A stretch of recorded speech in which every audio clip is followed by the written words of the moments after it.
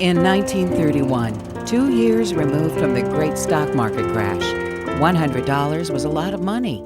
It was also the going rate for the delivery of a child in Denver hospitals. So Earl Reum made his debut on his family's kitchen table. Now, it happened like this, that my mom was a nurse, worked night shift. Dad was a butcher when it was 18 hours a day.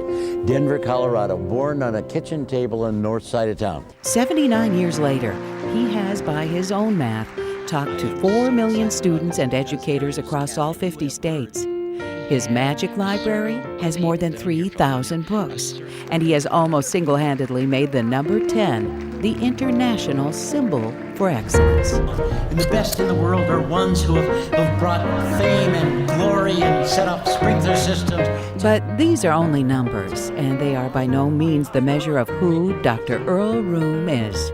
To teachers, students, and administrators across the country, Earl is the man who practically invented student activities. To the 1,000 who have seen him perform magic, he is a master magician. To his wife, Mary, he's the man who keeps her laughing. And to his 4 children, he is a loving father. He is also an author, a speaker, an educator, and a mentor. I first spoke at CADA in 1961, before anybody in the room was born. I remember stuff that never even happened. But even these labels and descriptions fail to truly paint a picture of the man with the flaming wallet, the belly button, and the mile-a-minute delivery. Plato and Aristotle did not prepare us for what has happened to us. It is probably good that they didn't. I've got a frog in my throat. Don't talk to strangers. Don't eat standing up. You get fat legs. Rich people aren't happy. Never play leapfrog with unicorns. And they gave us these at the home, and it looked like this. And I thought, well, too much paprika, not enough mayonnaise. And that, isn't it true? It's happening to us all. You look around, and I can hear the voices, and they're saying. For a kid in the Depression on the north side of Denver, life wasn't easy. It was tougher if you stuttered. But at the ripe old age of 7, Earl learned a lesson that would stay with him his whole life. His Cub Scout den mother, Mrs. Nystrom, realized the best way to help young Reum over his stuttering was to have him perform and sing. So she took him to a magic store, spent $20 for books and tricks to aid him, and then had him perform for his troupe once a week. Slowly, Earl learned sleight of hand, but he also learned to string sentences together and overcome his fear of speaking in front of others. And just as his love of magic blossomed and stayed with him a lifetime, so did the lesson of reaching out to help others. But in the course of this, a teacher who cared made a difference in my life. By age 17, he had become a celebrity among teens in Denver. He was known for his distinctive way of greeting friends, entertaining girls at the drugstore with the art of illusion, and running the student council as its president. Additionally, he was an honor student, an Eagle Scout, a member of the dramatic, literary, and speaking societies. In his spare time, he also participated in 18 other extracurricular activities and was manager of the swim team. His senior year, his fellow students, as well as the school faculty, named him the coordinator of PEP. This was enough to gain the attention of Life magazine photographer Alfred Eisenstadt, who headed to Denver to shoot pictures of Earl. In December of 1948, a 2-page spread of Earl appeared in the periodical, showing him cutting up in science class and writing poetry on a bus. Took over 700 pictures, and they used 7. Changed my life. I got to go to college, boardroom, books, transportation, everything. Paid for because of Life magazine, 7 pictures, and the joy was that it was activities. The magazine splash brought offers for college help in one form or another from 250 schools. And this was music to Earl's ears as he graduated 54th in his class of 864. Considering that Earl's father was a butcher and his mother a nurse, together earning $50 a week, college was not an affordable option.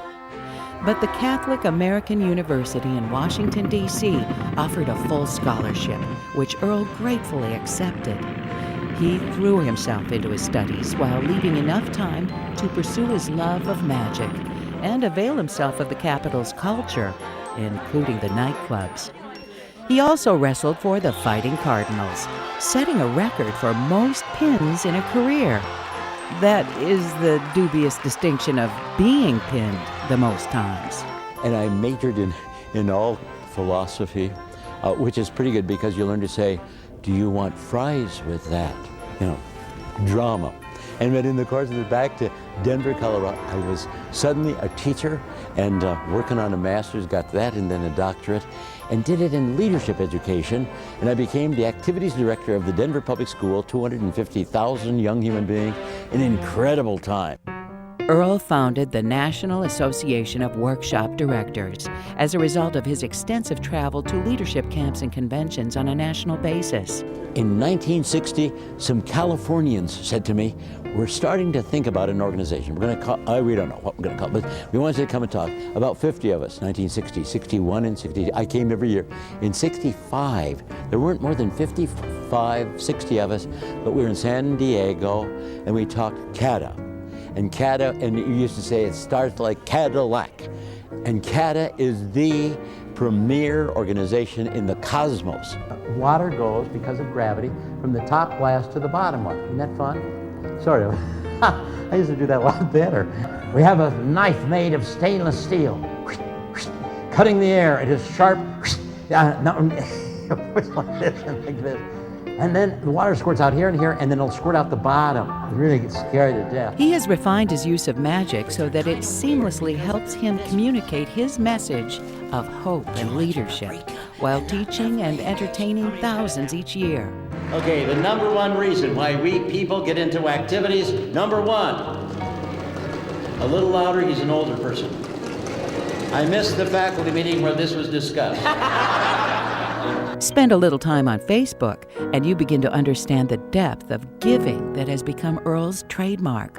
At any moment of the day, any number of his 473 friends are singing his praises, along with gobs of folks who have heard him speak or perform magic and are moved to tell him how magical he is.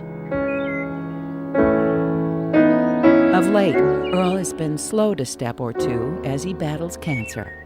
But a lifetime of teaching people about the endless possibilities of leadership and the human spirit is serving him well. He reports that he has lost 35 pounds, which has been a mixed blessing. He can now run like the wind, but he can also see his feet, which Earl claims look as if they belong to an alligator. Earl says the support from his friends from around the world and from CADA has been overwhelming. And the excitement is to say the earth is changing in a positive direction because of a whole bunch of the most decent people that want to share and be involved. And hope is the antidote to suicide. And I didn't know that. Goals are the antidote to suicide. When people have things they have to do, and these people come out of here with high resolve to go change the world and to change administrators and change school boards, to change every place that they've been. You can't describe the joy, the excitement. I have a heart attack about every 12 seconds, and it's kind of nice because it keeps me going. While Earl is a world-class speaker and magician, he truly shines beyond all measure as a person and a friend. Simply watching him walk down the hotel's halls is an illustration of how much joy one man can spread. He demonstrates how one person's heart can fill a room. His energy, his wit, and his passion are endless, and we are all richer for simply being in the same room with him. The sign says, I like you, and over here it says, I like you too. Not that good, but it's cheap and wholesome, and it keeps me out of the army. For those of you who have come to CADA over the years, you know that Earl is magic, and that has nothing to do with pulling a rabbit out of his hat. For those of you just meeting Earl for the first time, draw near and pay close attention. His hands never leave his arms, and his heart never leaves you alone. I've watched kids stop riots. I've watched student leaders function in ways that their whole family and all of the lives of the whole happen, and you can't get down in that. And once in a while you get somebody who just doesn't know that there's great stuff ahead. The best is yet to be.